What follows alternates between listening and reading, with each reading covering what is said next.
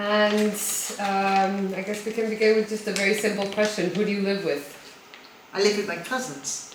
Yeah, Okay. yeah. And how long have you lived together? We have lived together in the past in previous places that we rented, yeah. So I think on and off about 4 to 5 years together. Yeah, Okay. yeah. Because there was a point I moved to Hong Kong and I come back and she has to live somewhere else, and then when I moved back and then she moved back to Malaysia for 2 years and then she come back. That's pandemic, she was in Malaysia. So unfortunately it was locked down. So she was back to see her family and then lockdown, she couldn't come back. So I know, so a lot of split up and come back again, yeah. Yeah. Okay, so on and off 5 years. On and off, yeah. And would you say that you interact in the house together? When we have the time, like on weekends, during the week is less likely because the time is very different. I think sometimes I finish work late, she come back early, so it's quite hard to interact a bit. I think weekend yes, but weekdays we talk, like we chat in the kitchen last night, but not a lot of interactions because of the time. Okay. Yeah. And during the weekends, what would you say you do in your house, or what spaces do you use together? I think it's most of the time is the kitchen. I think it's the kitchen. It's the lounge here. Okay. And also, I'm not too sure about other people's culture. For our culture, it's like food is like the center of everything. Like, yeah, you chat when you snack, and it's like have a meal together, you know. That's quite nice. Can you please talk me through what a typical day looks like for you? For me, myself, it's really boring. It's very boring. So I wake up quite early. I think it has to do with my age getting older. So I wake up probably about like 6 o'clock, sometimes earlier. And then I just start checking my emails, bad habits, yeah. Emails on the phone while I'm still in the bed. And then slowly getting up, make coffee. Yeah, sometimes I do have breakfast, not all the time. Yeah, and take my pills. I have to remind myself to take my pills. And then I prep to go to work. It depends on the day. If that day I have a formal meeting, I'll probably do some ironing. If no formal meeting, I'll just go with jeans and sneakers. Yeah, go to work. That's it. Or it can be, the routine is like that. Also quite similar if I work from home. Yeah, so go to the office, do my work, have meetings and stuff, and then probably come back around 6 something if it's early. If not, sometimes or 7 or 8 o'clock. Okay. I do tend to go to the office before the official hour, 9 o'clock, because it allows a bit of time to prep, check emails and prep before jumping straight into a call or meeting. Yeah. And is this similar or different to the daily routine of your cousin? Slightly different, I would say. So she normally, she leaves to work about 7:30 or 8 o'clock. But the night before, she prep her dinner, she prep her snacks or whatever, the lunch for the next day. Something that I don't do. So it's slightly different. Yeah, she's more organized in that sense compared to me. And then she go to work and then she come back. But her work is, because she's a nurse, is only at location, on site, not working from home. Yeah. Okay. So my work is flexible. I can work from home, go to the office. Yeah. Okay. And has your routine changed since you moved here? Yes, it has changed actually. I quite enjoy working from home more. Yeah, compared to my previous place. I think the flat allows additional room for like workstations and stuff like that, and also it's the maintenance. Sometimes we need the person to come and fix this and that. It's better to stay at home and just be flexible. Like you coming today, then I'll choose to work from home, so you guys can come, and deliveries and stuff like that. Because we just moved in not long ago. Still quite a bit of a delivery and stuff that is happening. Yeah. So in your previous place, you would be working in your living room in a. Correct. Yeah. Okay. So in my previous place, it would be like, yes, it's in my living room, no proper setup, because it's only 2 bedrooms, right? And also at that time, I told you my cousin, she was stuck in Malaysia, so I sublet the room to somebody else, and that person is working from home. I'm working from home. 2 people working from home is not very convenient. Yeah. And what are some of the challenges that you faced working from home in this current flat?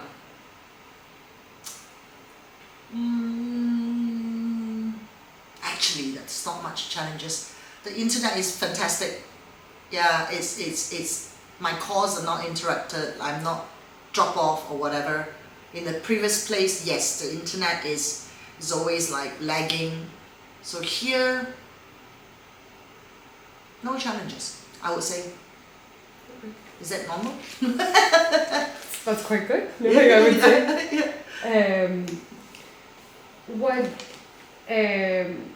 So how does this change in the weekends? You mentioned that during the weekdays you sometimes come home quite late. In the weekends, do you normally spend time at home? Yes and no.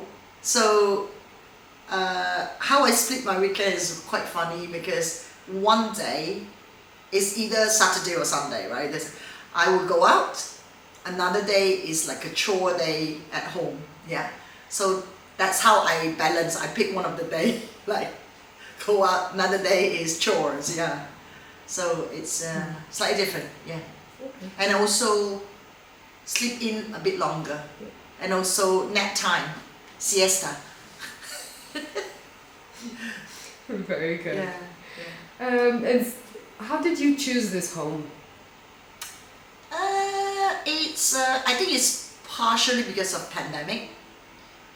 Make me think like, God, if we're gonna go into another lockdown, this is gonna happen again, and maybe the office already, because some of the smaller companies, some of my friends are forced to work permanently at home because the office is no longer there. I was thinking like, oh my God, this is gonna happen to me and us, what do? We're gonna be in our way, each other way, like quite a lot, isn't it? Right? So we definitely need a much bigger space. So I saw the showroom. It's just down the street there, because I live in this neighborhood, and I saw that, and there's an opportunity, right, to get into this share ownership scheme, because I cannot afford the full price of the apartment, which is ridiculous. Yeah. So I thought, let's give it a go. It's still better than paying rent, right? And yeah. And what were some of the criteria that you were looking for? 3 bedrooms. That's a criteria. 3 bedrooms. Basically, there's like space. Okay. Yeah. Specifically in mind to be used as an office. Correct. Yeah. Okay. Because I think my work is very likely going to be hybrid. Yeah. So, and maybe my cousin is going to stay with me, right? So I was thinking like maybe she will change also to a more clinical research job, that she may not need to go to the hospitals every day, So it's just having that mindset. Yeah. Mm-hmm. Okay. I remember now the earlier question. Can I still answer? Sure. The challenges of working from home? The challenges is a personal challenge. Yeah, it's not the setup. It's procrastination, distraction. So I do not have a lot of discipline. I have to have a lot of self-control not to switch on the television, not to spend too much time in the kitchen, not to clean my floor, wash the bathroom when I'm supposed to be working. Yes, so that's a personal challenge. Yeah, so that's why sometimes I prefer to go to the office. There's too much distraction. That makes sense. And when you were selecting this home, what is something you wish you would have known before moving in?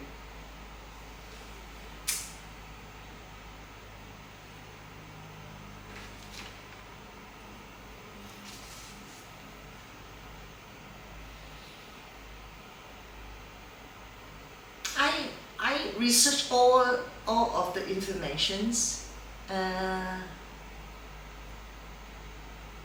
Is it about the house or the process of buying?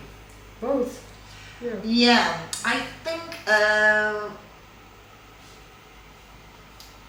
the process of buying, some of it are not very transparent. Yeah. For example, the completion time. It was supposed to be summer 2022. And it finished April 2023. Okay. So that's not good because the thing is, I think people can expect delay, but it's just that it's giving false hope. That's the thing. So I think it's better to be honest when you can complete, so people can plan about terminating the contract, how to move in and stuff when, right? But it's just at the very last second, say like, oh, it's going to be ready in December, and December you get notification saying that, oh, it's been delayed. I'm sure you know it's not possible it's December in October. Why don't you just tell me in October? Right. That part is, yeah, in the dark quite a lot, and it's just because of that information is not clear, so it resulted in mortgage security.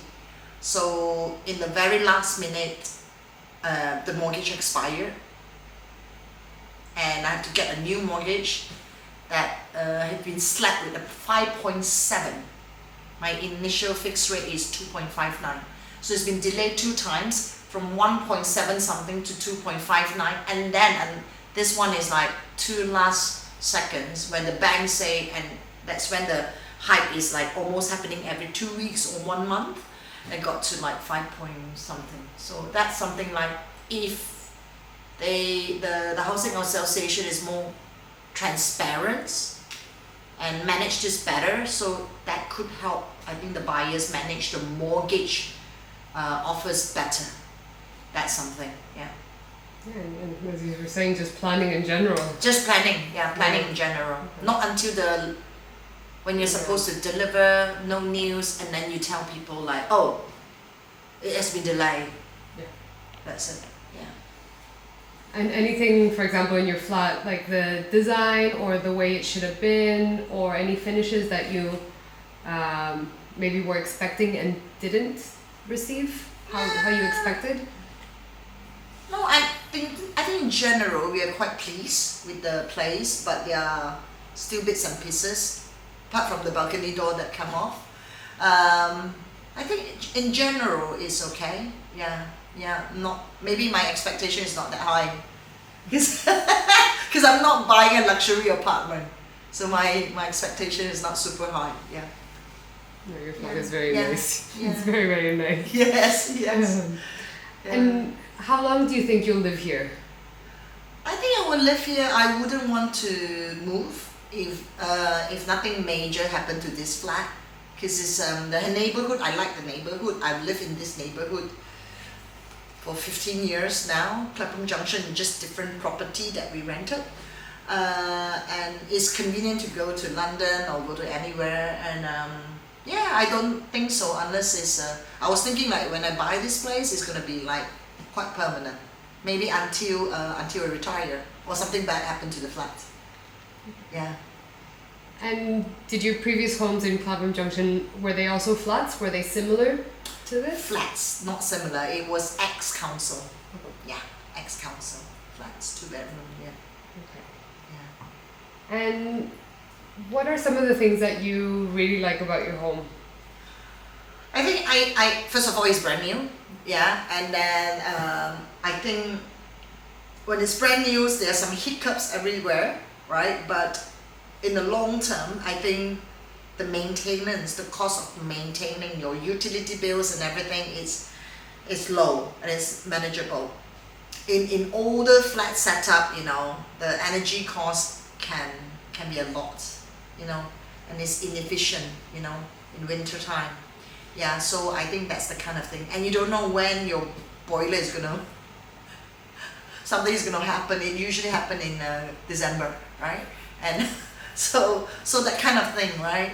I think it's nice to live in a nice new flat, so you don't have to worry about that kind of things. Yeah. What is something you dislike about it? I dislike about it because it's we have a car and it doesn't have parking, and we are not allowed to get on the street parking because it's I think it's a rules that for new build you can't, no parkings are available. Yeah, but in my older flat where we have is the ex-council flat, because it's an older building, so it comes with street parking. So you can get 2 street parkings, you can pay the council. Right here, there is no chance that you can get a parking.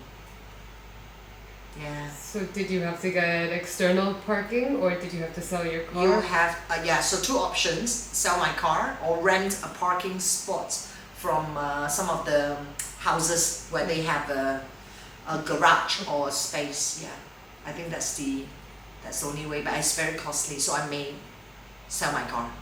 Yeah. And what are some of the, in terms of environmental comfort, what do you think about, for example, heating or ventilation? Do you think your home is comfortable? I think my home is comfortable, and I'm quite pleased with it because it makes me feel like I'm doing my sustainable part, right? As a citizen of the world, because we moved here in end of April, so it's still a bit chilly, right? The weather. We don't need to turn on the heating, so that's really efficient, energy efficient. So and the summer, it's not that hot, so we don't need air condition. So I think in that sense that's good, and also the flat is quite bright, so lighting, so energy wise I'm really happy with it, and there's no gas that comes into this flat, so it also make us feel safe, especially me, right? I sometimes like you forgot to, there's always things like you forgot to switch off the gas, you know, when you leave the house, you know, so that I don't have to worry about, so it's quite relaxed in a way, in that sense. Yeah. Very important to switch off the gas. Yeah, the energy is so efficient. The new build, I'm so impressed. So we've been using 100 kilowatts per month. That's really low, right? That's really good. Yeah, so that's quite good. Yeah. And for example, other types of environmental comfort such as noise. Noise. There's a construction site that's happening out there. So, but it stops at 4 o'clock or 5 o'clock. So most of the time we're at work anyway. So it actually, the noise doesn't bother us, but the dust bothers us. So I think we have to put up with it for 3 years. I think so. Yeah, until the new flats are up. So the dust bothers us. Yeah, not the noise, not so much. Yeah. And noise between flats? The noise between flats. The top flat, I think generally is very quiet, but again it's quite hard to say because the opposite block, they have not actually moved in. Yeah, but the top flats, once in a while we can hear footsteps, quite really loud, like giants running on top. but we just laugh. It's gonna stop at 9 p.m. because it's kids. There's two little girls that they're so little, but when they run, they're like giants. We cannot hear their parents' footstep, but the kids. But that's understandable, right? Kids, yeah. Yeah. Don't go to bed and then it'll be I quiet. know they go to bed after 9 o'clock. Yeah. They're peaceful. It's okay. Yeah. So you Only mentioned. there's one thing, Okay. the alarm. Because all these are new flats. A lot are still empty. The alarm goes off, the fire alarm. And the housing association may not come and switch it off until 2 days later. So it can keep running. If it triggers on a Friday night, it will ring until Monday. So if you live next to the flat, good luck. It's the fire alarm. Yeah, it's a faulty. Yeah, it triggers and it runs for 2 days.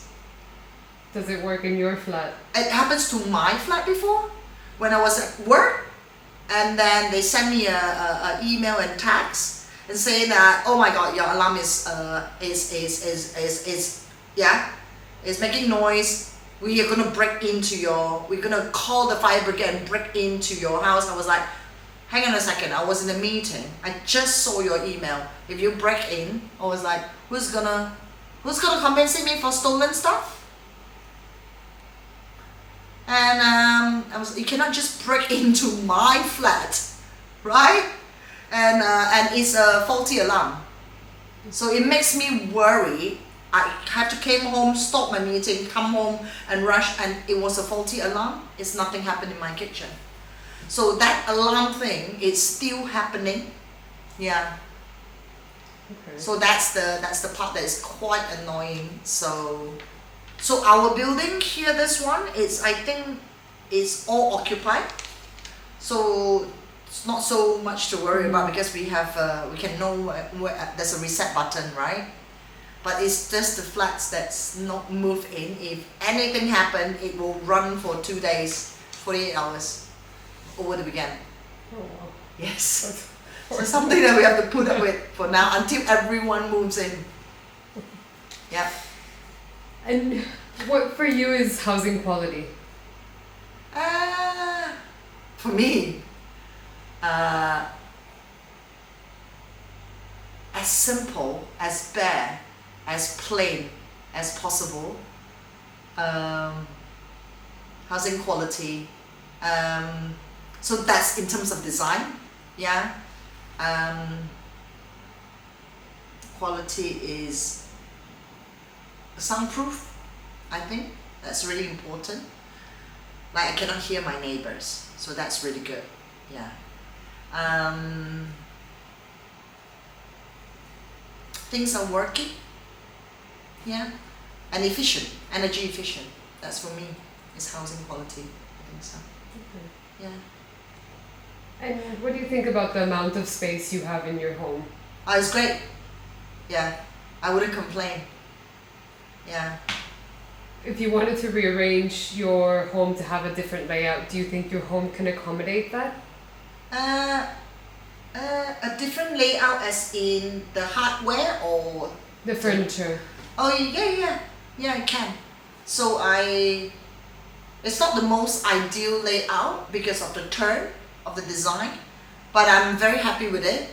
We are very happy with it because it's all square and the space are very much utilized. There's no wastage. I think in some home you'll find really some wastage corner, like you don't understand what that exists. You cannot put anything in there literally. So this is quite good. If I can comment only just on one thing, the balcony is too big. What's the point of having a big balcony? We're not gonna sleep in the balcony, right? So why don't that space is allocates to make the room size better? Because I have 2 balconies, but I don't need 2 balconies, right? I mean, a lot of people are inspired that whole balcony, but realistically, how much time are we gonna spend in the balcony compared to in your bedroom, right? So I think they can redistribute and some more space can go into a bedroom or the bathroom or whatever better. Yeah, fully better utilized. Yeah, What do you currently use your balcony for? it's just for plants and laundry in the summer. Yeah, and also for fresh air to come in. Yeah, but probably now we're not going to use it because the door is broken, and also because of the construction site.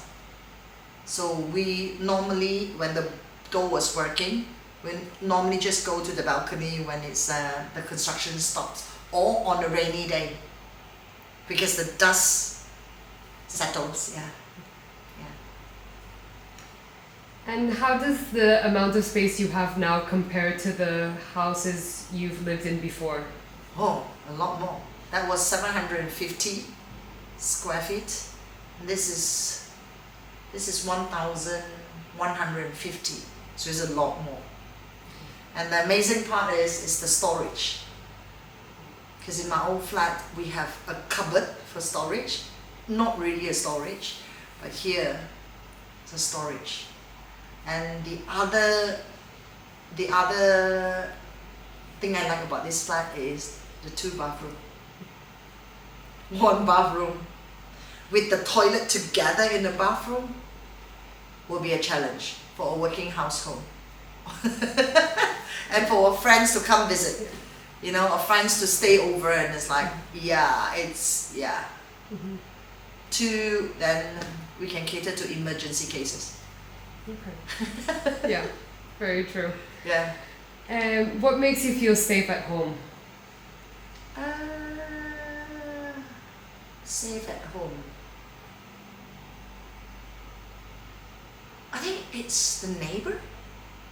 When you know your neighbor very well, and we have like a community on a WhatsApp group we created, so we look out for each other. So I think that makes me safe in the building. And also it's I'm not sure about the other blocks, but our block is quite just small. We have 5 story. No, we start with 2. 1, 2, 5 times 4, 20 units. So it's quite a small building. So we know each other. More than half of the people in the building. So that makes me feel safe. And the security, the door, makes me feel safe too. Yeah. I think that's safe. Yeah. And also I think it's because it's a new build, the electricity wiring, that's the other concern. So I feel safe that this is it's up to it's a modern wiring, let's just say. Yeah, and it can cater to modern living purpose. I think if you live, I maybe it's just me thinking, like if I live in a Victorian style, right? It's very charming. It's so gorgeous, right? But now we have so many devices, iPad, iPhone, you know, like multiple. I don't think houses built in that time caters to modern living. So it's always like, maybe there's the light bulbs. I remember the light bulbs in my old flats keep bursting. Like we have to change, literally have to buy 6 dozen, change the spotlights like almost every 2 or 3 months. We don't know. We don't know what's the wiring behind, the landlord who did the wiring or whatever, you know. So it's just the frequency of changing that. It makes you think like, someday something is gonna happen somewhere. And the plumbing smell from the toilet sometimes, you know, it's not like the toilet is dirty, but you're like, where is the smell coming from sometimes, you know? So we don't get that. Maybe it's still brand new, but I think it looks like it's quite well built and taken care of. Yeah. And do you feel you have privacy at home? Here? Yeah. What is something that you dislike about your neighborhood? The whole neighborhood. Yeah. Actually, I don't have much dislike. I think sometimes it can get a bit busy on certain time, but that's alright. That's just a few days a year. For example, the rugby, when the rugby is happening, so Clapham Junction is the hub. When the Ascot is happening, there will be tons of beautiful people in the morning when they're going to Windsor. And 8 o'clock, you will see a different scene. They're all drunks. but it's entertaining. We always talk about it. This is the essence of Clapham Junction, the beauty. You know, you have the positive side, and the evening is like all drunk people in the street. So it's quite fun. So nothing much to dislike. That's why I chose to live here, still live here for 15 years. No, it's just sometimes it could get a bit busy. Yeah. What do you think of the communal areas that that building offers?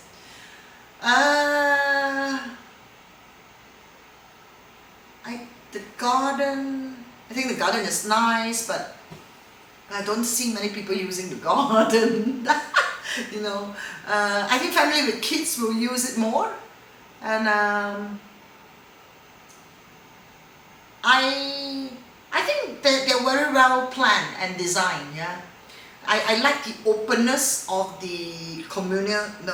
There's two communal area. One is for the kind of like the whole neighbor in here, and one is to our block, right? So I think it's nice to have two. One is like that gave us the privacy of it's only available to people in this building and sharing that. Another one is the open one, and that open one I like the design because it's very open, right? I think there's still some social housing blocks here, yeah. So if we think about, because I live in an ex-council flat before, if you think about that, those playground, right, is a place that you try to avoid at night. You don't want to go. You know something is gonna happen there. You walk past, but I don't feel like that because it's so open and it's transparent. It's like, yeah. So some of the people cannot do dodgy stuff there because it's, yeah. I think it's brilliant. I think it's brilliant. Yeah. The design. Yeah. And if you had the opportunity to change any additional aspects to better meet your needs, what would you change? Just one? Yeah, it could be many things. Yeah, I think it's things that I've already said. Allocated parking. Okay. Yeah. And also the balcony size. I think they can make use of the space better. Yeah, it's not very realistic, but I don't see people coming to the balcony. Yeah. I think it's good to have as an option, but too big, I say. And what do you think about open plan living? I like it. Maybe because I came from Asia, we're quite used to open plan living. Yeah, I like it, no problem. Yeah,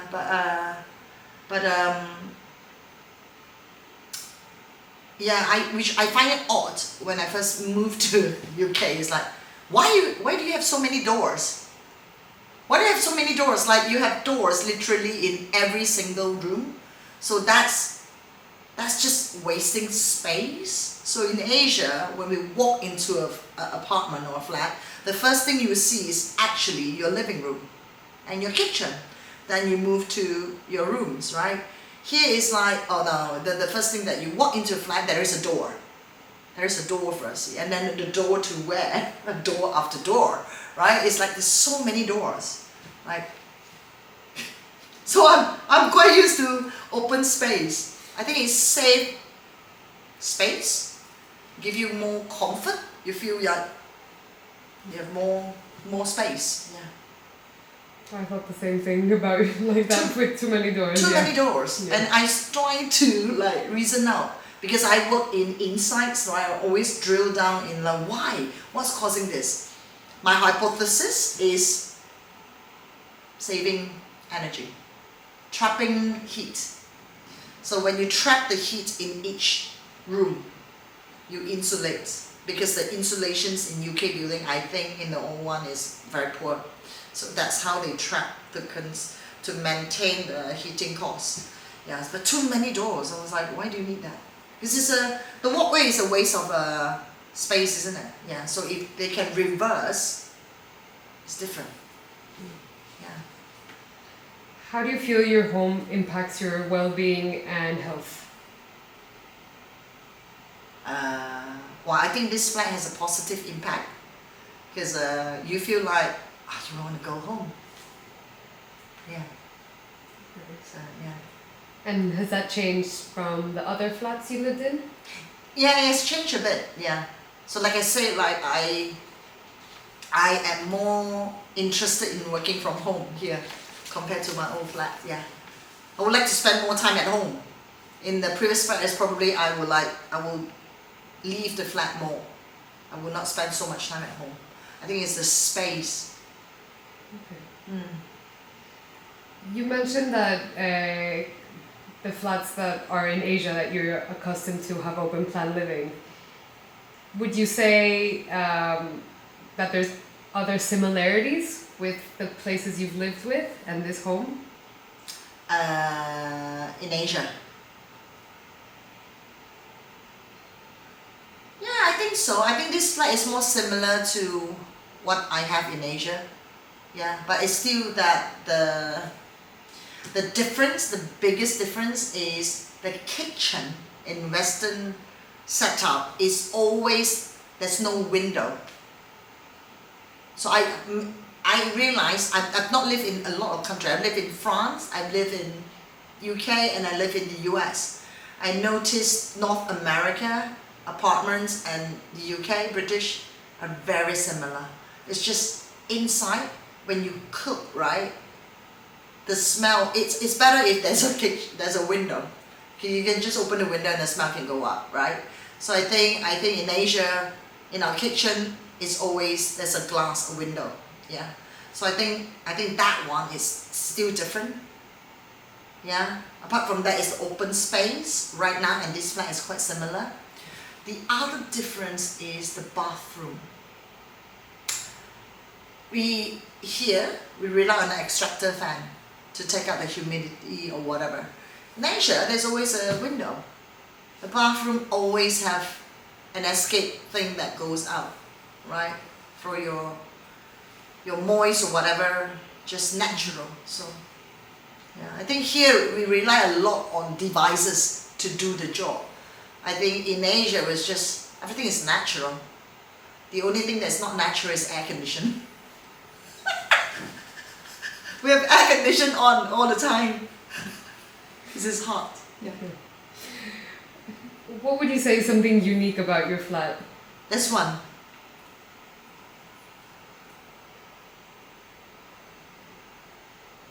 Unique. The big balcony. It's really unique. Because all my friends, when they come here and visit, the first thing they're like, oh, we can come here and barbecue. I say it's a balcony, it's not a garden. So you can't barbecue in the balcony. And the other unique thing is the turning. You normally do not get a turning flat. It's like half of my flat belongs to this building and the other half belongs to the other building. That's how it makes me feel like I'm half-half. So if one of the building collapses, I still have the other half. It's the turning makes me feel I'm half-half. Yeah, I think the turning. Is that something you like, the way it's distributed? No, I'm alright with it. As long as I get my 3 bedrooms. I think you cannot win all, you just give and take. It's like, what's my top priority? The space was your number one priority. The space and the energy efficiency. And in the past few months that you've lived here, what are some of the main maintenance issues you faced, other than, for example, the alarms? What did I face? The windows? Some of the windows are, I think it takes a giant to open it because it's not properly installed. We're still waiting for the constructions or the housing association to come and fix it. So yeah, so the construction company say, oh, it's the vacuum, you just need to open it more. It's September now, so I still have difficulty opening some of the windows. The other issues is, the shocking one is, one weekend the balcony door came off. So that's like,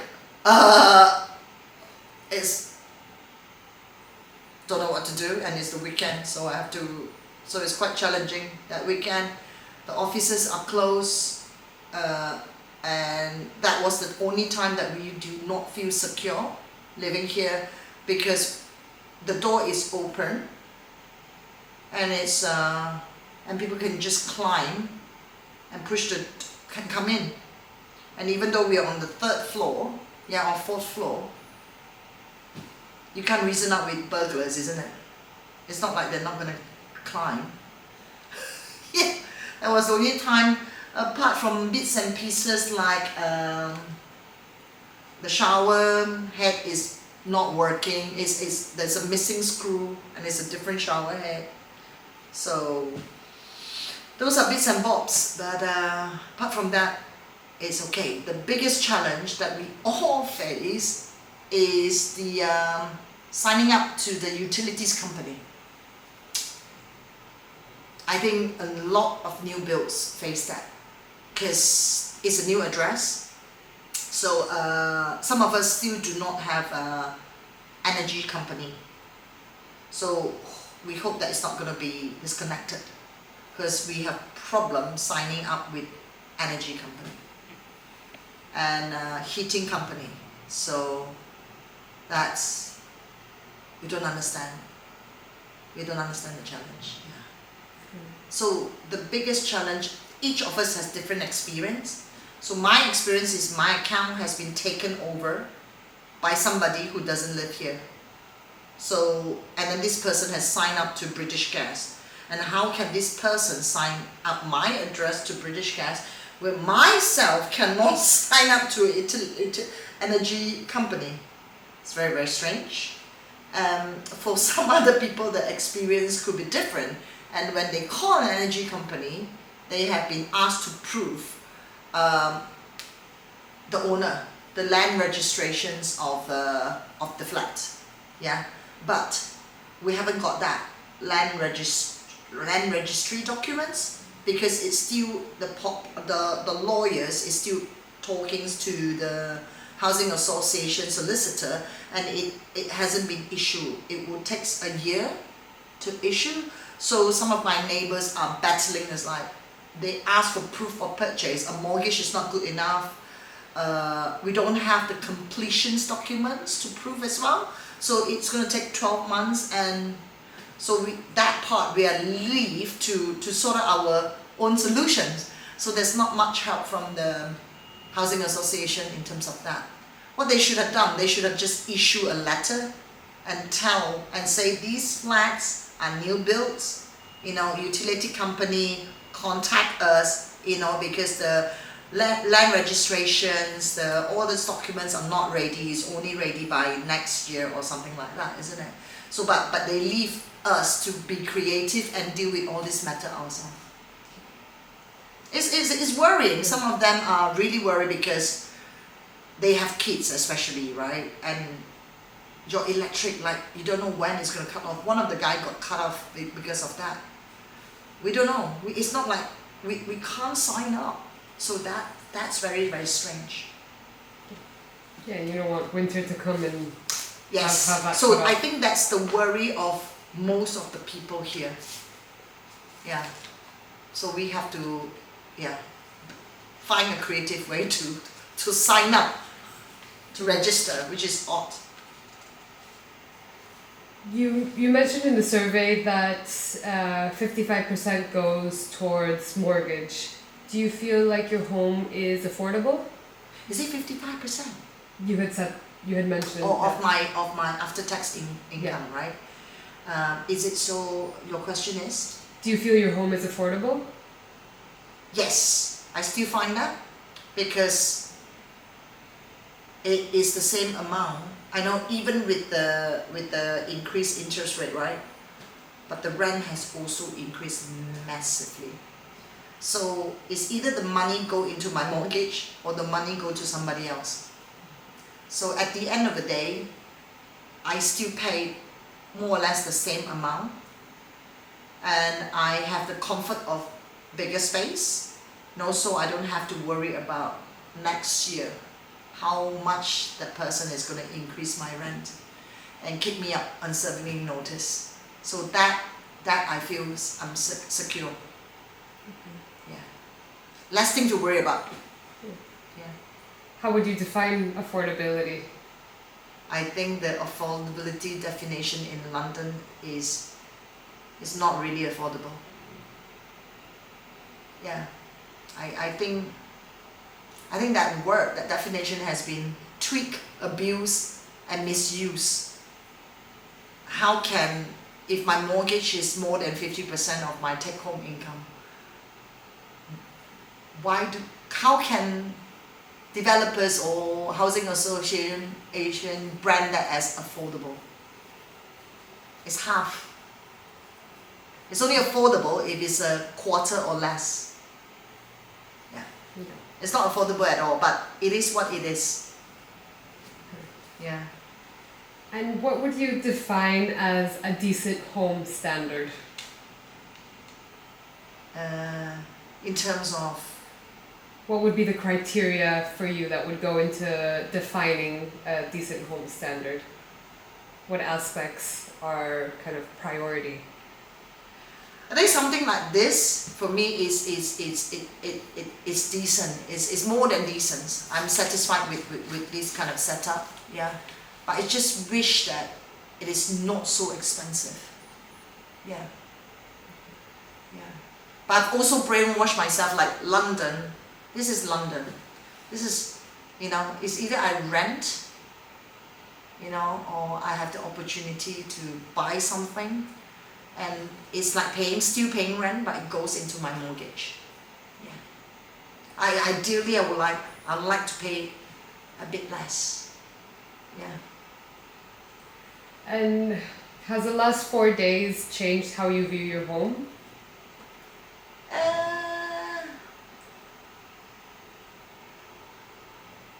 Yes, I think I never thought about how much time or activities I allocated in each of the section of my home. But until the heat map, the tracking map actually showed me, I do spend a lot of time in the kitchen. I'm not too sure if that is true for a lot of people. I think you were quite distributed, which is something that, I think it was quite interesting to see how your cousin uses the flat versus you. That, you have a little bit of time in the living room, a little bit of time in the dining room, in the bedrooms. I'm not sure if it made you more aware of your routine. I think it makes me aware more that I don't actually spend a lot of time in the lounge, the biggest space of the house. I think it's modern living because we have handheld devices.